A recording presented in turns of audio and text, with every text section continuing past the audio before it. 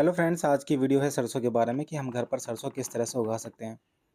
अगर आप प्लास्टिक का बर्तन ले रहे हैं तो उसमें आपको ज़्यादा होल्स करने पड़ेंगे।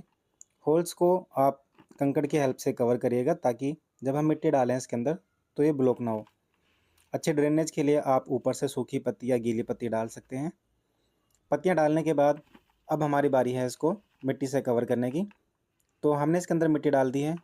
मेरे पास 2 टब हैं, मैंने दोनों टबों को मिट्टी से भर लिया है। अब मिट्टी डालने के बाद अब हमारी बारी है बीजों को लगाने की। जब भी आप बीज लगाएं तो ज़्यादा क्लोज आपको नहीं रखने हैं। इससे क्या होगा, अगर आप ज़्यादा क्लोज लगाते हैं तो बेटर ग्रोथ नहीं होगी प्लांट्स की। तो थोड़ा सा दूर दूर मैंने इनको लगा दिया है। इसी तरह से मैंने दोनों टब के अंदर कर दिया है। और आपको ये ध्यान रखना होगा, जब भी आप बीज लगाते हैं तो हमें इन बीज को कम से कम आधा इंच मिट्टी से कवर करना होता है। मैंने थोड़ी मिट्टी बचाई हुई थी ऊपर से डालने के लिए, तो मैंने मिट्टी डालने के बाद टबों के अंदर भर दिया है। जब भी जो भी आप मिट्टी यूज़ करते हैं आपको ध्यान रखना होगा कि अगर आप नॉर्मल गार्डन सॉइल यूज़ कर रहे हैं तो उसके अंदर आप 20% रेत ज़रूर डालें। जो रिवर सैंड होता है उससे जो ड्रेनेज होता है मिट्टी का बढ़िया रहता है। तो मिट्टी से कवर करने के बाद अब हमारी बारी है पानी डालने की।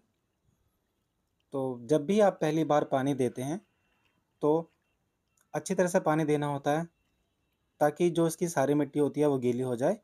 इससे जो ड्रेनेज होता है बेटर रहता है और सीड भी अच्छी तरह से जर्मिनेट होते हैं। मैंने पहला टब कर लिया है, इसी तरह से मैं दूसरे टब को कर देता हूँ।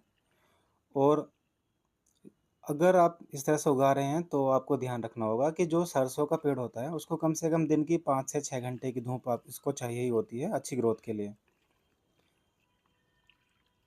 देखिए पानी मैंने डाल दिया है इसके अंदर। अब ये मेरा कंप्लीट हो गया है।